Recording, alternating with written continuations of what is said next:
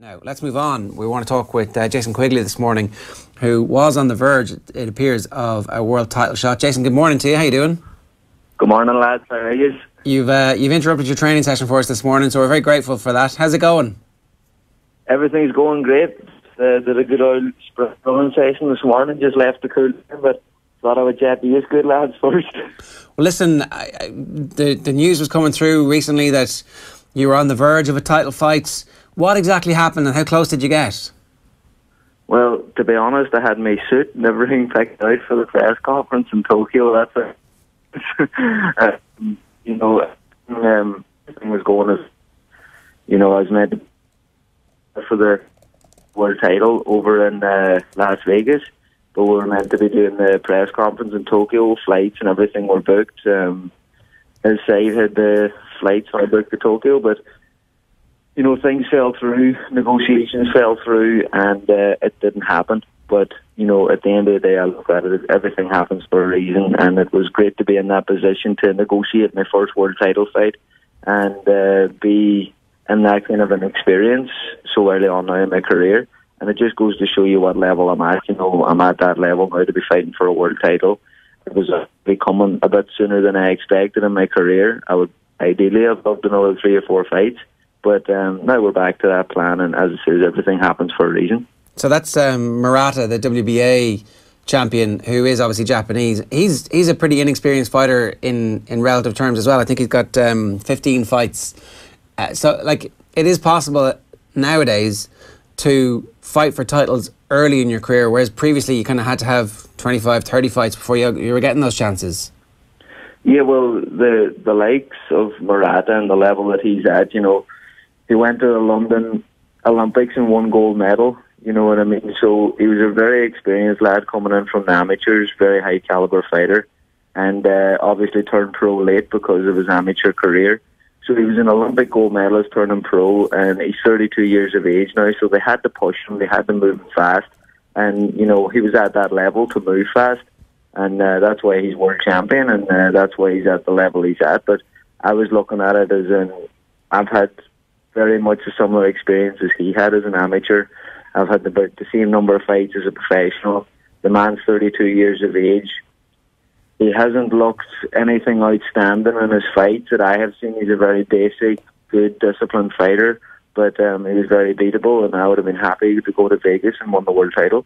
Yeah, so I'm just looking at the BoxRec rankings, and he's ranked 8th in the world in the division. Obviously, Saul Alvarez, Gennady Golovkin, Daniel Jacobs, they're the top 3 in the weight division. But that would have been a big step up for you and a big opportunity to kind of catapult you into that top tier. How do you navigate your way from where you are now to almost not being a mandatory for one of these belts, but getting into that conversation no matter who is actually looking for a defence? Well, to be honest, as I said, the original plan was to climb that ladder more steadily and have 3 or more fights. With the most prestigious boxing council out there, the WBC, I'm ranked number 3 in the world. And with the WBA, I'm ranked number 9 in the world. And putting all that there together, I'm in the ideal position where I'm at right now at this stage and this time of my career. I'm steadily climbing that ladder. I'm in great positions with the WBC and the WBA. And now it's a matter of time just getting those 3 or 4 more fights now under my belt, gaining that good experience, and then challenging and winning the world title. Because, I've had that year out with injury and everything like that. I've had 1 fight back, and I'm looking to get another 2 or 3 more fights back before I challenge for that world title.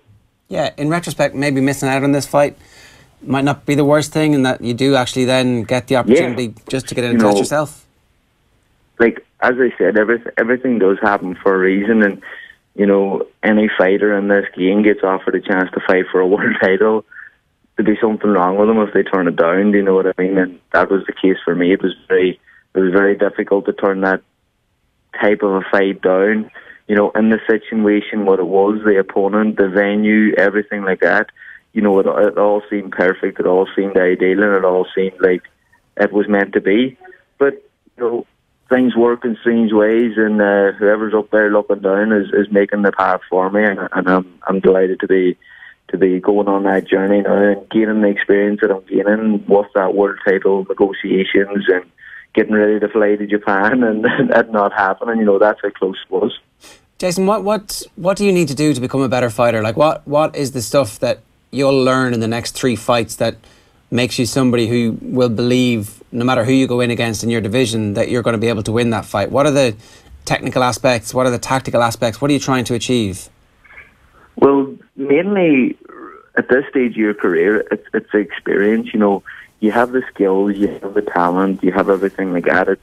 It's you know, for a lot of fighters, maybe it's gaining confidence. I'm very confident in myself and my own ability, you know, but it's getting them championship rounds and those 10 rounds, going the distance, you know, fighting lads that are experienced, that has been there, done it before, and, you know, learning the tricks of the trade, because as I've said previously in interviews, amateur boxing and professional boxing are 2 different sports. You know, there's a lot of men out there that can get through 3-minute rounds and everything like that, but, you know, a real man and a real professional athlete and boxer has to get through those 10 rounds, 12 rounds, title fights, and come through cuts, you know, low blows, all the tricks of the trade, you know what I mean? And to be honest, it's mainly the experience, gaining the confidence in yourself, and just getting that back, and that mentally you're 110% prepared. Yeah, it seems that preparation isn't something you have to worry about too much, that you're in a good place in terms of the people you associate with, in terms of the gym, and in terms of course, the promotion aspect of things with Golden Boy. Yeah, without a doubt, you know, and my management team, Sheer Sports, and my promotional team, Golden Boy, you know, my coaches over here, Dominic and John Ingle, have been absolutely amazing, you know, in the build-up and keeping everything so smooth for me, you know, through this not-so-smooth situation, because you can understand when a man's out injured, you know, you're not going to be fighting. But when you're fit, healthy and ready to go, and the fight's on, the fight's off, the fight's on, the fight's off, that's very difficult to get your head around. But, you know, I tried to stay present in the moment and tried to stay present in the day that I was in, and tried not to look too far ahead or too far behind me, and just concentrate on what I could control at the time, and that was just staying ready and staying prepared. You know, I have a great team around me, and this is the reason why I have chose a great team around me. You know, people will look at some of my decisions to move to America, to move back then to Sheffield, but everything has happened for a reason. As I said, you know, Golden Boy Promotion is one of the best promotional groups in the game at the minute. You know, my management, Sheer Sports, are top class. My coaches around me here in Sheffield are top class. Everything took time, but everything now is falling into place for me. Like I said, a very not smooth situation has become very smooth because of the great team that I had around me. All I had to do was concentrate on my training and staying ready through the whole negotiations, and, you know, not letting it get to me mentally too much. And that's exactly where I'm at now. You know, I'm fit, I'm ready to rock and roll now for the next fight that we're in negotiations with, and it's showtime again. And is the plan to stay in Sheffield for the foreseeable future, no matter how high your star rises? Sorry, what was that? Is your plan to stay fixed in Sheffield for the foreseeable future? Oh yeah, without a doubt. You know, people look at the likes of America as, you know, that's the place that's happening. And, you know, bright lights of LA and Hollywood, and, you know, that's not always the way. You know, I always hear the great saying that the grass isn't always greener on the other side, and it's very true.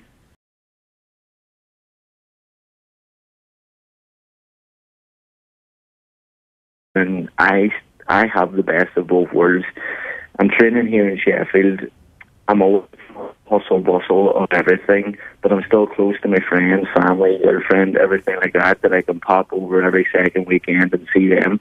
But I'm still locked down and focused here. And then I go to the bright lights and I shine over there in America and put on the performances. So, you know, everything is spot on. Everything, as I said, took time to get to this position that I'm in now. As I said, I created a great team around me, and now it's time to start reaping the rewards and getting in there and putting on great shows. Jason, during the year out, we would have talked to you sporadically over that period, and you always managed to maintain a fairly upbeat persona.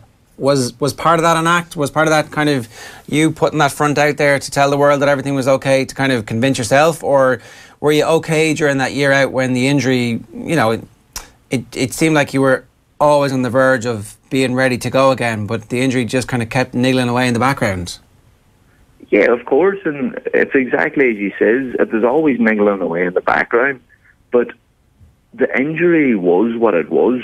Me worrying about it, me getting upset about it, doing all that, wasn't going to make the injury any better. And don't get me wrong, the first month after surgery, I was down, I was depressed, I was pissed off. I even thought, what if my hand doesn't get better? Will I be able to box again? And that's difficult for a professional fighter. Do you know what I mean? That's my life. You know, that's my job. That's what I love to do. Most importantly, and to have the doubt and maybe the chance that maybe I mightn't be able to do this anymore. Maybe my hands won't be right, and you know, those my tools without my hands, I can't box. But after that month, you know, I'm very lucky that, you know, I'm made the way I'm made, and I have a great team around me that kept me focused, kept me positive, and you know, I kept in great shape. I kept training, I kept eating the right foods, resting, sleeping well, and staying ready, because all I can do in the present moment is control what I can control, and that was exactly what I done. I controlled my eating, my training, my fitness, you know, everything like that there, my resting, my rehab for the hand, and I was the best prepared I could be for whenever I was ready to get back in the ring. And that is exactly what happened. You know, there was a stage where I was able to fight on the Miguel Cotto undercard in Madison Square Garden in December. And of course I got excited about that. I was out for a long time, but you know, my team around me says, look, Jason, you don't need this fight. I would let the hand heal 100% before you get back in there. And that's exactly what happened. I came back then. I had a great comeback fight over in Boston in front of amazing Irish, Boston, American fans, and that got me back into the swing of things. That got me over that hurdle. Is my hand okay? Will it ever be okay again? The hand was fine. You know, that man had one hard head, and I bounced my right hand off it plenty of times. So that put confidence in me that my hand's right. And you know, any athlete out there that has injuries and has everything like that, of course they're going to dwell on you. Of course they're going to get you down. But you have to sit back and understand that the injury is what it is. There's nothing you can do to make it better. Only be a better part of yourself, and that is just keeping your healthy lifestyle and everything like that, because that all helps in the recovery of injuries. Yeah, for sure. One last question: when will we see you next in the ring, do you think now? Yeah, I've been in touch with my management and Golden Boy over the last 2 or 3 days, and we're working now towards an October date, and that'll be announced now very shortly. So I'm excited, and as I say, you know, I've always stayed in shape, stayed ready, so I'm ready to rock and roll now come October, and there'll be an announcement very shortly. Well, listen, we'll let you get back to work. We can't wait to see what suit you had picked out for the Japan press conference too, so hopefully it'll get a run out fairly soon. Definitely, without a doubt. Good man, Jason. Thanks a million. Top class. Thanks very much, lads.